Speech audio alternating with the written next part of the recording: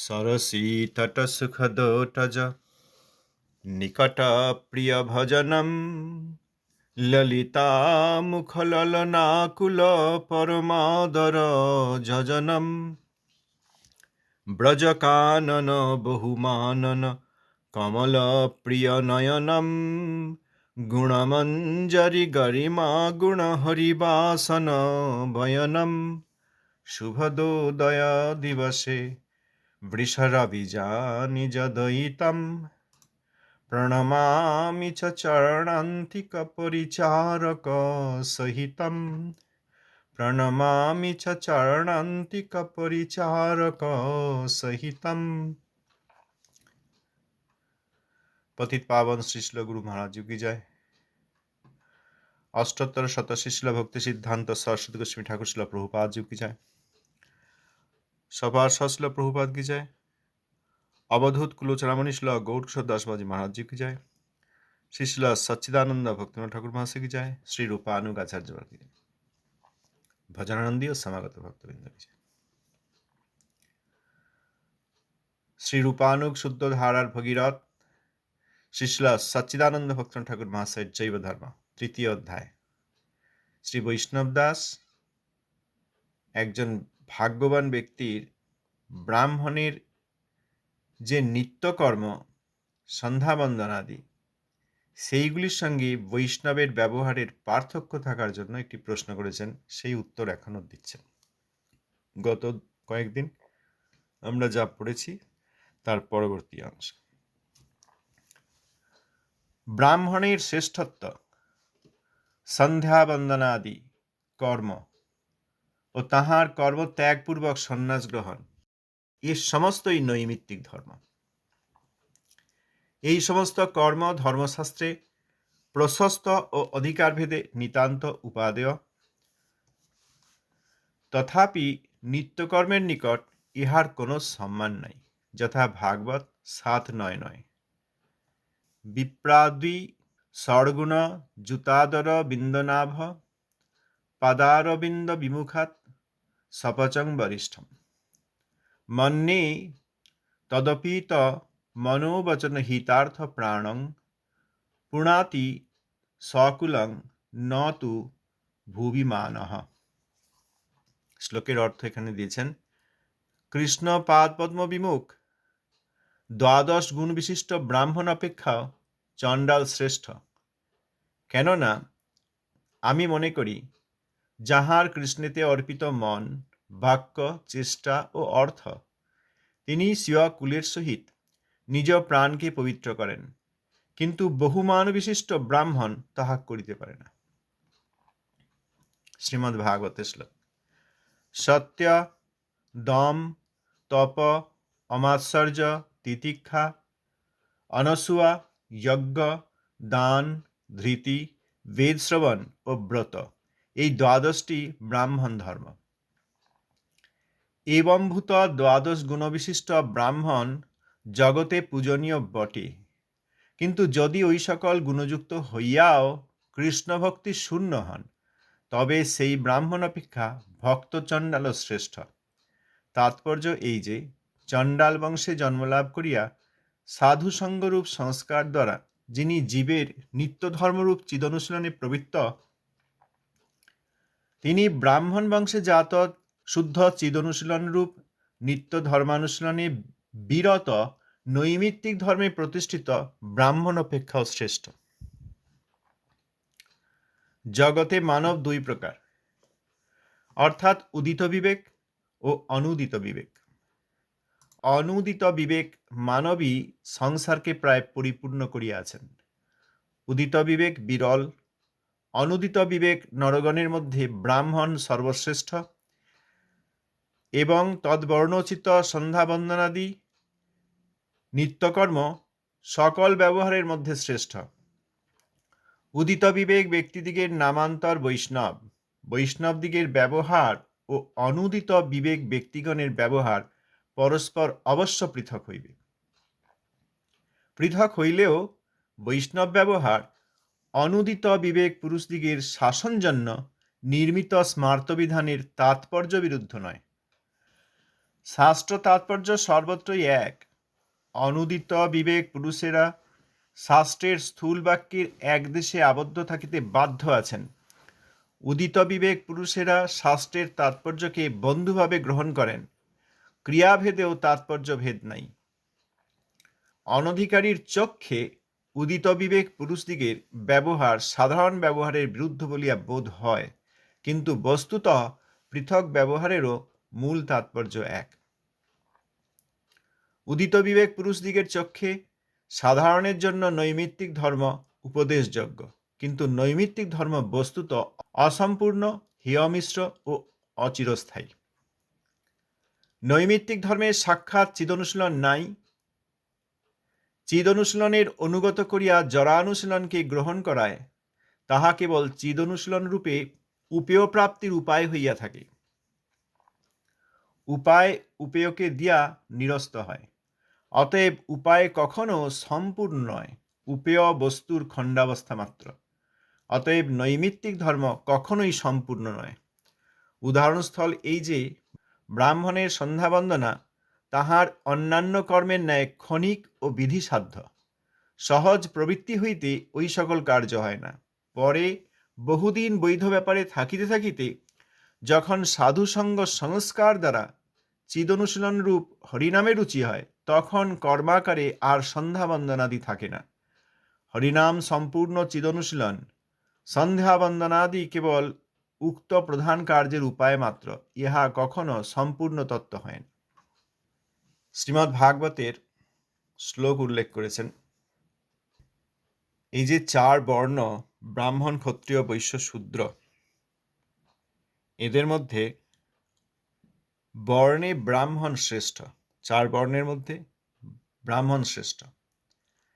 আবার তাদের সন্ধ্যাবন্দনাদি যে কর্ম, এবং কখনো কখনো তারা সেই কর্ম পরিত্যাগপূর্বক জাগতিক কর্ম পরিত্যাগ করে সন্ন্যাস নেন, এগুলি সবই নৈমিত্তিক ধর্ম। ব্রাহ্মণের শ্রেষ্ঠত্ব, তার এই যে 12টি ব্রাহ্মণ ধর্ম এবং তার যে ব্রাহ্মণ প্রকৃতি, এগুলি দ্বিতীয় অভিনিবেশের জন্য। শরীর, স্থূল শরীর আর সূক্ষ্ম শরীরের প্রতি যে অভিনিবেশ রয়েছে, অর্থাৎ আত্মধর্মে উপনীত নন, সেই জন্য যে কোনো বর্ণই,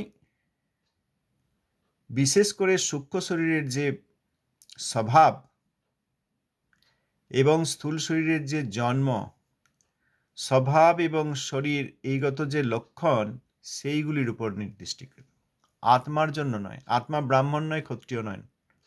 শ্রীমান মহাপ্রভু বলেছেন, নাহং বিপ্র নচ নরপতির নাপি বৈষ্ণব শূদ্র, এই শ্লোকে।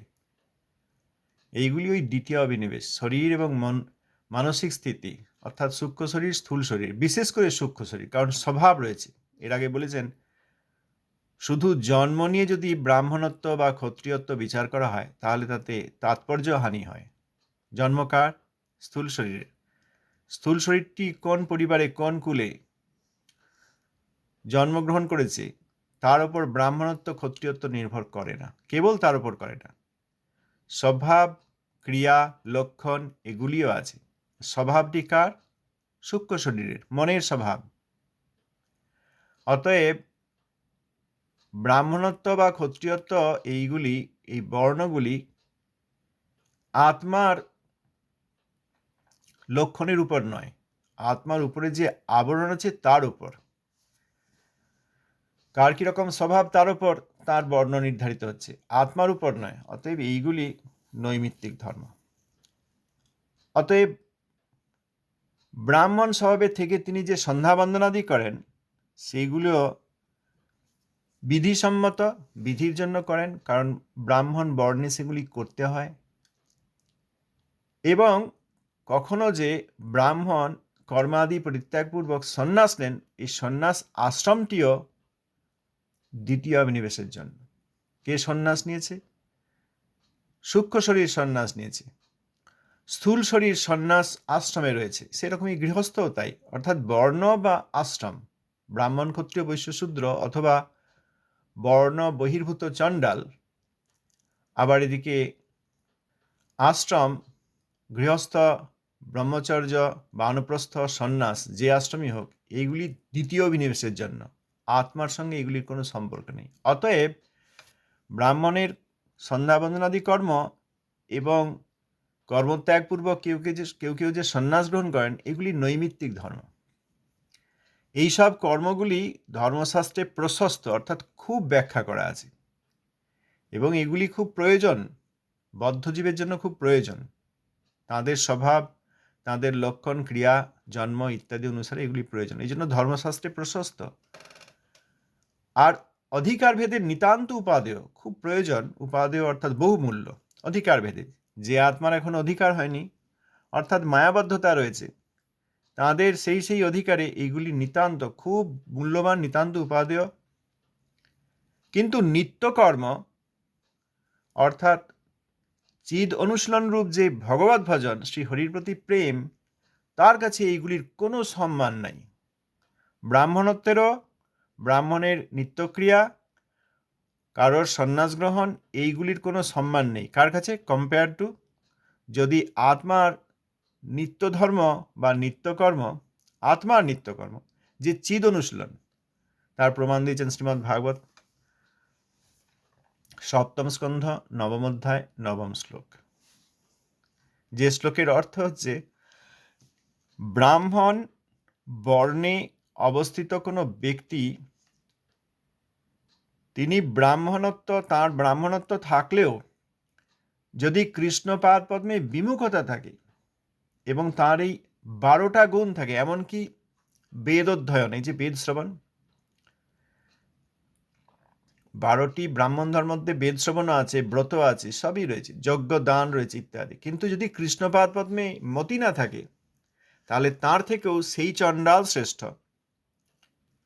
যিনি চণ্ডালকুলে এসেও এখন আর চণ্ডাল নন, চণ্ডালকুলে এসেও এই নিত্য চিদনুশীলন, শুদ্ধ চিদনুশীলন রূপ যে নিত্যধর্ম, আত্মার নিত্যধর্ম কৃষ্ণ ভজন, সেইটি করেন। চণ্ডাল বংশে জাত হয়েও যিনি শুদ্ধ চিদনুশীলন করেন, অর্থাৎ কৃষ্ণ ভক্তির আচরণ করেন, তিনি কৃষ্ণ পাদ পদ্ম বিমুখ ব্রাহ্মণের চেয়ে অনেক উপরে। কারণ চণ্ডাল বংশে তাঁর জন্ম হলেও সাধু সঙ্গরূপ সংস্কার, এই সাধু সঙ্গটি সংস্কার, সাধুর সঙ্গের প্রভাবে আমাদের যে বদ্ধতা, কর্মনিষ্ঠা বা তথাকথিত জ্ঞান নিষ্ঠা, এইগুলি চলে গিয়ে শুদ্ধ ভক্তিতে আমরা স্থির হতে পারি। অতএব সাধু সঙ্গই সংস্কার। যেমন স্নানাদি করলে শরীরের সংস্কার হয়, উপনয়নাদি, ব্রাহ্মণের উপনয়নাদি হলে সূক্ষ্ম শরীরের সংস্কার হয়, তেমনি সাধু সঙ্গের দ্বারা আত্মার সংস্কার হয়, এবং তিনি চিদ অনুশীলন, এই যে নিত্য ধর্ম বলেছেন আত্মা, সেটা শুদ্ধ চিদ অনুশীলন। চিদ অনুশীলন মানে আত্মা যে চিন্ময়, তিনি সচ্চিদানন্দময় ভগবানের সেবা করবেন, এবং এইটি আত্মার নিত্য ধর্ম। আত্মার অন্য কোনো ধর্ম নাই। শরীরে থাকা অবস্থায় বিভিন্ন রকম শারীরিক এবং মানসিক ক্রিয়াকর্ম করা, এগুলি নিত্য ধর্ম নয়, এগুলি নৈমিত্তিক ধর্ম। এই শরীর আছে বলে, কোন পরিবারে এসেছেন, কোন আশ্রমে রয়েছেন, এইগুলি সবই নৈমিত্তিক ধর্ম।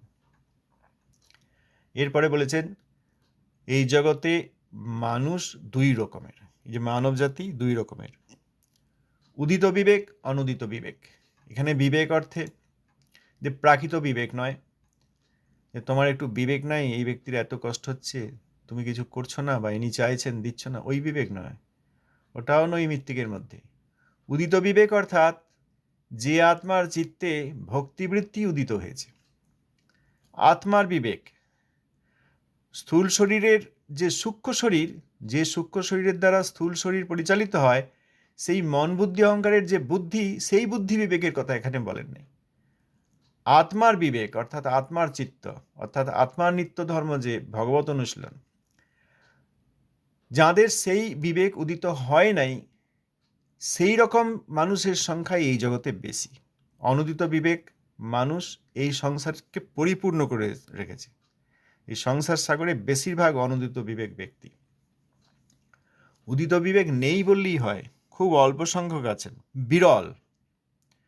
উদিত বিবেক অর্থাৎ আত্মা, আমি ভগবানের নিত্যদাস, আমি চিদ অনুশীলন করব অর্থাৎ কৃষ্ণ ভজন করব, এই ধারণা বেশিরভাগ আত্মার নেই। সবই খাওয়া দাওয়া আনন্দ করো, এইরকম ভাবনা। উদিত বিবেক বিরল। এই অনুদিত বিবেক যাঁরা, অর্থাৎ যাদের এখনো শুদ্ধ চিদ অনুশীলনে মতি হয় নাই, আমি যে নিত্যকৃষ্ণ দাস এই ধারণা আসে নাই, সেই আত্মা যে দেহধারী মানব অর্থাৎ মানুষ, যাদের এই ধারণা আসেনি, তাদের মধ্যে ব্রাহ্মণ শ্রেষ্ঠ। সেখানে চণ্ডাল আছে, ম্লেচ্ছ আছে, যবন আছে, ওই চণ্ডালেরই বিভিন্ন প্রকার। যারা অবৈধ ক্রিয়া করেন, অর্থাৎ শাস্ত্রে মানব জাতির জন্য যে বিধি আছে সেইটি পালন করেন না, তারা অবৈধ। এর আগে উদাহরণ দিয়েছেন অবৈধ, যেমন ম্লেচ্ছ ইত্যাদি। ম্লেচ্ছ, যবন সবই চণ্ডালের অন্তর্গত।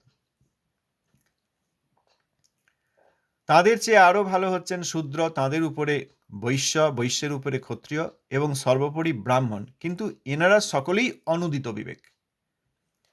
এই অনুদিত বিবেকের মধ্যে শ্রেষ্ঠ হচ্ছেন, সবচেয়ে উপরে হচ্ছেন ব্রাহ্মণ, সর্বশ্রেষ্ঠ। এবং সেই বর্ণের, ব্রাহ্মণ বর্ণের যে সন্ধ্যা বন্দনা আদি, তাদের নিত্যকর্ম, আত্মার নিত্যকর্ম নয়। এই জন্য এর আগের দিন আমরা যেসব পরিচ্ছেদ পড়লাম, সেখানে খুব সুন্দর করে ঠাকুর মশাই ব্যাখ্যা করে দিয়েছেন যে এইগুলি তাদের বর্ণের জন্য নিত্যকর্ম, এগুলি আত্মার নিত্যকর্ম নয়।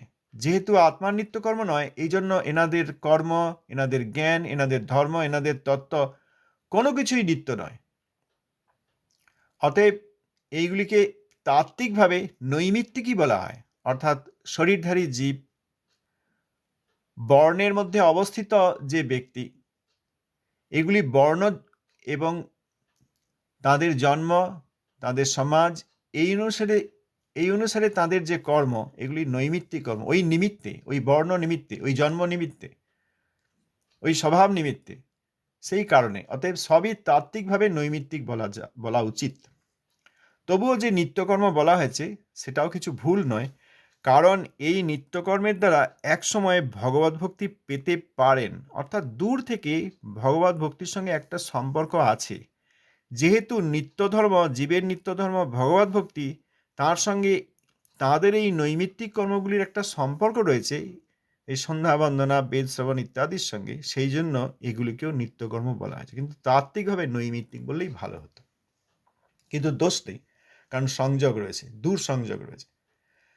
সুতরাং অনুদিত বিবেক যেসব নরগণ পৃথিবীর মধ্যে পরিপূর্ণ হয়ে রয়েছে, তাদের মধ্যে ব্রাহ্মণ শ্রেষ্ঠ, এবং সেই ব্রাহ্মণ বর্ণের জন্য যেসব সন্ধ্যা বন্দনাদি নির্দিষ্ট করা আছে শাস্ত্রে, তাদের নিত্যকর্ম হিসাবে সেইগুলিও শ্রেষ্ঠ। অর্থাৎ অন্যান্য কর্মের মধ্যে সন্ধ্যা বন্দনা শ্রেষ্ঠ, বেদ শ্রবণ আদি শ্রেষ্ঠ। এটা অনুদিত বিবেকের জন্য, যাদের মধ্যে এখনো ভগবত ভক্তির ধারণা আসেনি। আর উদিত বিবেক ব্যক্তি, তাদের কি অন্য নামে ডাকলে বলা হয় বৈষ্ণব। যাদের বিবেক উদিত হয়েছে তারা বৈষ্ণব। এই হরিভক্তিময় যে বিবেক, আমি কৃষ্ণ নিত্য দাস, আমি কৃষ্ণের নিত্য দাস, এই বিবেক, এইটি চিত্তে উদিত হয়েছে, উদিত বিবেক ব্যক্তি, তাদেরই নামান্তর বৈষ্ণব, তাদেরকেই আর এক অর্থে বৈষ্ণব বলা হয়। তাহলে বৈষ্ণব দিকের ব্যবহার, অর্থাৎ উদিত বিবেক ব্যক্তিগণের ব্যবহার, আর অনুদিত বিবেক ব্যক্তিগণের মধ্যে শ্রেষ্ঠ যে ব্রাহ্মণ, তাদের ব্যবহার, বা অন্যান্য অনুদিত বিবেক ব্যক্তিগণের ব্যবহার, এগুলো তো আলাদা হবেই। কারণ যাদের বিবেক এখন উদিত হয়নি আর যাদের বিবেক উদিত হয়েছে, তাদের ব্যবহার আলাদা হবে না? এই যে প্রশ্নটাই করেছেন, তাই বৈষ্ণব সকলের ব্যবহার ভিন্ন কেন, কাদের থেকে? এই ব্রাহ্মণাদির নিত্যকর্ম থেকে। এই জন্য এখানে বললেন পৃথক তো হবেই, অবশ্যই হবে। পৃথক হলেও বৈষ্ণবের যে ব্যবহার এবং অনুদিত ব্যক্তিগণের যে ব্যবহার, বৈষ্ণবের ব্যবহার অনুদিত ব্যক্তিগণের শাসনের জন্য নির্মিত যে স্মার্ত বিধান, স্মৃতিশাস্ত্র অনুসারে যেসব বিধান রয়েছে, সেইগুলির তাৎপর্য বিরুদ্ধ নয়। ব্যবহারগুলি বাইরে বিরুদ্ধ মনে হলেও তাৎপর্যের বিরুদ্ধ নয়। অর্থাৎ অনুদিত বিবেক ব্যক্তিগণের শ্রেষ্ঠ ব্রাহ্মণ, তারা যে নিত্যকর্মাদি করছেন, তার উদ্দেশ্য কোনো না কোনো দিন যেন ভগবানের চরণে শুদ্ধ ভক্তি হয়। উদিত বিবেক ব্যক্তিগণ অর্থাৎ বৈষ্ণব, তাদের ব্যবহার সাক্ষাৎ ভগবানের সেবা। অতএব দুইজনেরই তাৎপর্য একই। উদিত বিবেক ব্যক্তিগণ সেই চিদনুশীলন এখন করছেন, সেই জন্য তারা উদিত বিবেক, সেই জন্য তারা বৈষ্ণব। আর অনুদিত বিবেক ব্যক্তিগণ এবং তাদের মধ্যে শ্রেষ্ঠ যে ব্রাহ্মণ, যে কুলেই বা যে বর্ণেরই হন, তাদের যে বিধান রয়েছে তাদের জন্য, সেই বর্ণের জন্য যে উচিত বিধান রয়েছে স্মার্তশাস্ত্রে, স্মৃতিশাস্ত্রে, সেইগুলি তাৎপর্য বিরুদ্ধ নয়। উদ্দেশ্য সকলেরই কোনো না কোনোভাবে চিদ অনুশীলন করা। কারণ এর আগে বলেছেন যে সাধু সঙ্গ হলে জড়বন্ধন ক্ষয়োন্মুখ হয়। বন্ধন ক্ষয়োন্মুখ জীব তিনি স্বরূপত জড়মুক্ত। ওই যত ক্ষয়োন্মুখ হবে স্বরূপত তাঁরা তত রাগানুগা হবেন, আর তার আগে তারা বৈধী। আবার বস্তুত যখন তারা জড়মুক্ত হবেন, অর্থাৎ কৃষ্ণের ইচ্ছা হবে, তখন বস্তুত অর্থাৎ প্রকৃত অর্থেই জড়মুক্ত হবেন, তখন তারা রাগাত্মিকা। আর যখন ক্ষয়োন্মুখ হয়নি কিন্তু উদিত বিবেক, অর্থাৎ এই বৈষ্ণব ধর্মে এসেছেন, তাঁরা তখনও শাস্ত্রের বিধান পালন করবেন এবং জড়বন্ধন ক্ষয়োন্মুখ করে কমিয়ে নিয়ে এসে যতটা কমাবেন তত তাদের মধ্যে রাগানুগা ভাব আসবে। তাদের জন্য বিধি রয়েছে, বৈষ্ণবের বিধি। আর অনুদিত বিবেক ব্যক্তিগণের জন্য যে বিধি রয়েছে সেটা স্মৃতিশাস্ত্রের বিবেক, স্মৃতিশাস্ত্রের বিধান, কিন্তু তাৎপর্য উভয়েরই একই। শাস্ত্র তাৎপর্য সর্বত্রই এক। ভগবান ওইখানে বলেছেন যে সাধুসঙ্গ হলে তবে সংসার ক্ষয়োন্মুখ হয় এবং রাগানুগা ভক্তির প্রকাশ হয়। কিন্তু সাধুসঙ্গের তো কোনো নির্দিষ্ট বিধান নাই, এবং সাধুসঙ্গ সবসময় পাওয়া যাবে এমনও সম্ভব নয়, কারণ সাধু বিরল। তাহলে মায়াবদ্ধ জীবের কি করে মঙ্গল করা যায়? ওই জন্য ভগবান এই শাস্ত্র প্রকাশ করেছেন। আর্যগণের হৃদয়ে ভগবত কৃপারূপ আকাশে শাস্ত্ররূপ সূর্য উদিত হয়েছেন। এই শাস্ত্র এই জন্য, অতএব শাস্ত্রের তাৎপর্য সর্বত্রই এক। আগে আমরা পড়লাম যে অনন্ত প্রকার জীব, তাদের অনন্ত প্রকার অধিকার, তবুও তিন প্রকার, সেই অধিকারকে তিন প্রকারে ভাগ করা যায়: কর্মাধিকার, জ্ঞানাধিকার, প্রেমাধিকার। যাদের কর্মাধিকার তাদেরকে কর্মাশ্রয়, সেখান থেকে কর্মযোগ, সেখান থেকে জ্ঞান, এবং সেই সোপানের দ্বারা ভক্তির মন্দিরে আসার জন্য ব্যবস্থা দিয়েছেন শাস্ত্র। তেমনি জ্ঞানাদির ক্ষেত্রেও তাই। জ্ঞান যার উদ্দেশ্য ভক্তি, অতএব জ্ঞান যোগ। আর উদ্দেশ্য ভক্তি না হলে পাষণ্ড জ্ঞান। কর্মেও উদ্দেশ্য ভক্তি না হলে সেটি কর্মযোগ নয়, সেটি পাষণ্ড কর্ম, কর্মাশ্রয় মাত্র। অতএব শাস্ত্রের তাৎপর্য সর্বত্রই এক, কারণ উদ্দেশ্য ওই চিদনুশীলন রূপ ভগবত প্রেমা প্রদান জীবকে। এখন অনুদিত বিবেক পুরুষরা, তারা শাস্ত্রের স্থূল বাক্যের, অর্থাৎ লিটারালি যা বলা হয়েছে, এবং একদেশীয় তাৎপর্য সেইটিকে গ্রহণ করে তারা আচরণ করেন, কারণ তাদের বিবেক এখন উদিত হয়নি। অতএব শাস্ত্রের বাক্যকে স্থূল রূপেই বোঝা যায়। এই জন্য এত মিসআন্ডারস্ট্যান্ডিং আমাদের মধ্যে। কেন? ওই স্থূল রূপে যা বলা হয়েছে, অনুদিত বিবেক ব্যক্তিগণ তার মূল উদ্দেশ্য বুঝতে পারেন না, ওই স্থূল ধারণায় যা বলা হয়েছে সেইটিই করেন। এই জন্য সকলেরই মনে হয় ও আমাদের ধর্ম আলাদা, তোমাদের ধর্ম আলাদা। এবং বেদে তো অনেক রকম কথা বলা হয়েছে, বেদে তো এইসব কথাও আছে, এরকম বলেন অনেকে। কারণ তারা ওই স্থূল অংশটি নেন, তাৎপর্য বুঝতে পারেন না। আর উদিত বিবেক পুরুষেরা, তাঁরা শাস্ত্রের তাৎপর্যকে বন্ধুভাবে গ্রহণ করেন। সমস্ত শাস্ত্রেই জীবের মঙ্গলের জন্য ব্যবস্থা দেওয়া আছে, সেইটি উদিত বিবেক বৈষ্ণবগণ বুঝতে পারেন, এবং তার ফলে তারা সমস্ত বিধানকে, শাস্ত্রের বিধানকে, বিভিন্ন বর্ণ, বিভিন্ন আশ্রম অনুসারে যেসব বিধান রয়েছে জীবের জন্য, সেইগুলিকে বন্ধুভাবে, অর্থাৎ সেইগুলির যে মূল উদ্দেশ্য কোনো না কোনো দিন শুদ্ধ চিদনুশীলন রূপ কৃষ্ণ প্রেম এবং তার সাধনা এবং তার ভজন করবেন, এইটা বুঝতে পারেন। আবার ক্রিয়াভেদেও তাৎপর্য ভেদ নাই, কারণ ক্রিয়া যাই বলা থাক তার উদ্দেশ্য একই। ক্রিয়া ভিন্ন হলেও তাৎপর্য ভেদ নয়। বিভিন্ন রকমের, ক্ষত্রিয়ের জন্য একরকম, ব্রাহ্মণের জন্য একরকম, গৃহস্থরা একরকম পালন করবেন, সন্ন্যাসীগণ একরকম পালন করবেন, ইত্যাদি। ক্রিয়াগুলি তাদের আলাদা, কিন্তু তাৎপর্যে ভেদ নেই। এই জন্য বলছেন ক্রিয়াভেদেও তাৎপর্য ভেদ নেই। কিন্তু অনধিকারীর চোখে, অর্থাৎ অনুদিত বিবেক যেসব ব্যক্তি, তাদের চোখে এই উদিত বিবেক অর্থাৎ বৈষ্ণবগণের ব্যবহার সাধারণ ব্যবহারের বিরুদ্ধ মনে হচ্ছে, এরকম কথা আছে। শ্রী শ্রী সরস্বতী সংলাপে সম্মানীয় ঠাকুর কুশল সিংজি, তিনি জয়পুরের একটি জায়গিরদার, গলতাগাদিতে যখন প্রভুপাদ গিয়েছিলেন, যেখানে গৌড়ীয় ভাষ্য লিখেছেন শ্রীল বলদেব বিদ্যাভূষণ ঠাকুর, তখন এই কুশল সিংজি প্রভুপাদের কথা জেনে এসেছিলেন, এসে অনেক আলোচনা করেছেন, অনেক প্রশ্ন করেছেন। যখন সন্ধ্যা হয়ে গেছে তখন বললেন, প্রভুপাদ, আপনার অপ্রাকৃত কথা শুনে আমি খুব উপকৃত হলাম, আপনার কথা শুনে আমি খুব উপকৃত হলাম। এখন সন্ধ্যা হয়েছে, আমার সন্ধ্যা বন্দনাতে কিছু কাজ আছে, অতএব এখন আমি আসি, এখন আমি যাই, পরে আবার এসে আপনার কথা শুনবো। তখন প্রভুপাদ বলেছিলেন, ওই ততক্ষণই সন্ধ্যা বন্দনা যতক্ষণ শ্রী হরির কথায় আত্মার জীবের আকর্ষণ বোধ না হয়। মত কথা শ্রবণাসু, এই শ্লোক, এরকম আরো অনেকগুলি শ্লোক ব্যাখ্যা করে প্রভুপাদ বলেছিলেন যে ওই সন্ধ্যা বন্দনার প্রতি ততক্ষণই আকর্ষণ থাকা দরকার, যতক্ষণ, ভগবান বলছেন, যতক্ষণ আমার কথায় জীবের শ্রদ্ধা না হয়। আর যখন হরিকথায় শ্রদ্ধা হয় এবং হরিকথার সুযোগ পাওয়া যায়, তখন আর ওই ব্রাহ্মণোচিত যে সন্ধ্যা বন্দনাদি, এইগুলির প্রয়োজন নাই। এবং এই বিষয়ে আলোচনা করতে করতে আরও অনেকক্ষণের আলোচনা সেইখানে আছে। অর্থাৎ সন্ধ্যা পেরিয়ে গেল, তাকে আর সন্ধ্যা বন্দনা করতে হয়নি। সন্ধ্যা বন্দনার উদ্দেশ্যই তো এই যে কখন আমি ভগবান বাসুদেবের পুত চরিতকথা, গুণকথা শুনতে পাবো। আর সেইটাই যখন শুনতে পাওয়া গেছে, এখন সেইটাকে সরিয়ে রেখে আবার সন্ধ্যা বন্দনার কি প্রয়োজন, এই কথা প্রভুপাদ তাকে বলেছেন। যাই হোক, এখানে অনধিকারী অর্থাৎ অনুদিত বিবেক ব্যক্তির পক্ষে উদিত বিবেক বৈষ্ণবগণের ব্যবহার সাধারণ ব্যবহারের বিরুদ্ধ মনে হলেও বস্তুত পৃথক ব্যবহারেরও মূল তাৎপর্য একই, অর্থাৎ ভগবত ভক্তি।